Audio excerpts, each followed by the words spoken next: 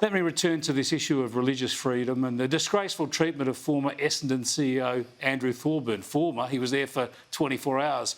I caught up with One Nation leader Pauline Hanson a little earlier and started by asking whether there's a new employment edict in this country Christians need not apply. It sounds like it, Chris, doesn't it? I'm actually appalled by what Essendon has done to Thorburn.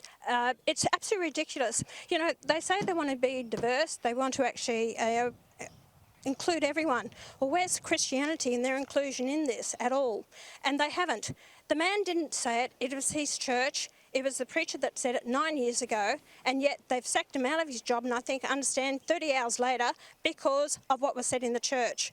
If you've got 44% of Australians are Christians, where is their inclusion in this as well? People have a right to have an opinion or attend a church, but to be asked, my understanding again, is that he was asked to leave his church to take on the job. He refused to do that. This is not being inclusive. We're actually heading down the path of a woke society who are intolerant of other people's views and opinions, and I think Essendon is disgraceful in their actions, and I'm sick and tired of seeing it time and time again. Should there be some sort of legal recourse or even some sort of legislation here? I mean, obviously, if this happened to a Muslim or a Hindu or someone who was in Judaism, there would be outrage and probably condemnation and legal recourse. Oh, Chris, there certainly would be, but because he's actually a Christian, well then it's changed. They're not going to do anything about it. I'd suggest to Andrew to actually take them for discrimination. This is not about religious opinion. This is about intolerance to who you associate with. That is the problem here. We are becoming so intolerant because the woke society are telling us who we can associate with and who we can't. I stand up to them.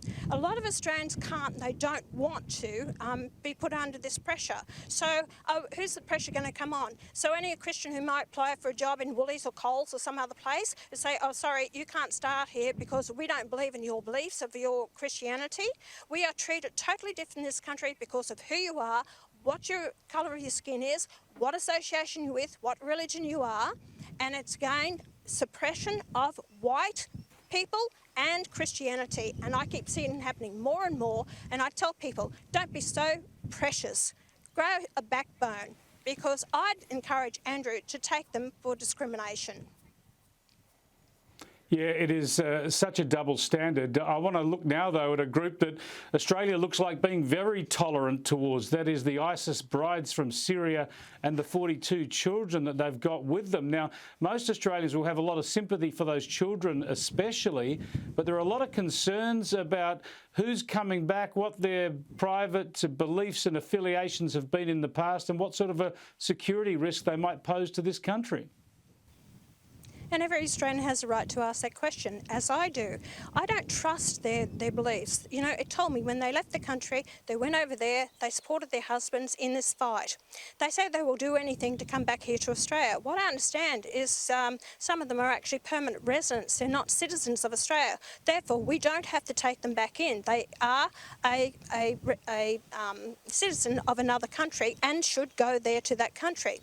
The government says that we can actually keep a better eye on them here than what we can over there. That's a stupid statement. I don't agree with that either. They say they'll do anything. Well then, ask them the question, do they intend to ever get rid of wearing the burqa? That shows them for what they are and what their beliefs are. Because that would be one thing I'd be asking of them. Would I want any of my grandchildren sitting beside these kids in school? I don't. Chris, I'm very protective of the Australian people. And I sort of think, these kids, we've seen pictures of them holding a severed head and proud of it, standing beside their parents. It's installed in them.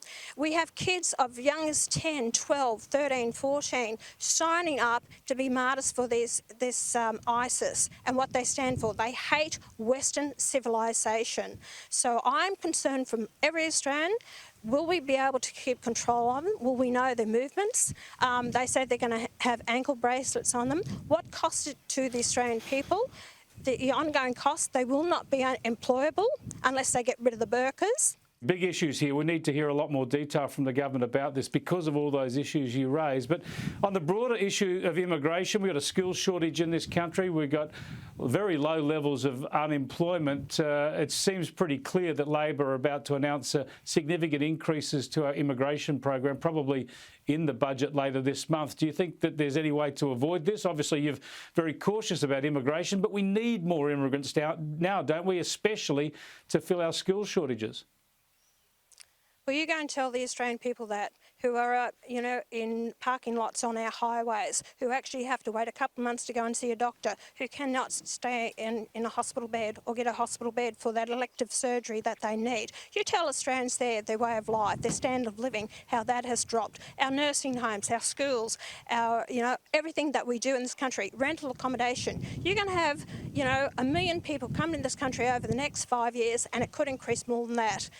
Skills shortages is because of people sitting out there, over 900,000 that are on the dole, on welfare, long-term welfare recipients and fourth generation, or those have been on for 30, 40 years. We don't need this, and I knew the skill shortages years ago, Chris, and that's why I fought for the apprenticeship schemes. I knew there'd be shortages of nursing back in 1996. They damn well knew about it as well. They've used this as a reason to bring in more migrants only to prop up the GDP. It's about the Australian way of life, and that's what I'm fighting for. So you look up after the housing, the cost of living, and give people the services they deserve in this country before you bring in more migrants. And businesses only want it to increase the numbers here in Australia so they sell more white goods. It's not going to benefit all Australians. Get those people off their backsides to get them out off the dole and get them out working. Plenty of challenges starting to mount up for this new Labor government. Thanks for joining us, Pauline. My pleasure. Thanks, Chris.